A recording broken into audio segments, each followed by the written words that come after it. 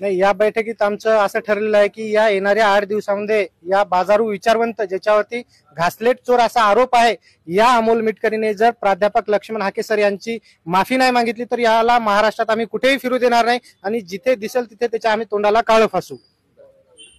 काय एकूण नेमकी मागणी करताय तुम्ही? आमची मागणी एवढीच आहे, जो हा बाजारू विचारवंत आहे अमोल मिटकरी, त्यांनी जे सातत्याने चालू केलंय की हा बाबा लक्ष्मण हाकेसरांना टार्गेट करण्याचं किंवा आमच्या समाजातून कुठलं नेतृत्व वरती येते ते वर येऊ न देण्याचं, तर फक्त माझी आपले उपमुख्यमंत्री अजितदादा पवार यांना एवढीच विनंती आहे, आम्हाला आमच्या समाजाला तुमच्याकडून काही नकोय, तुमची भिकाही नकोय, पण तुमचे बाजारू कुत्रावर आहे अमोल मिटकरी.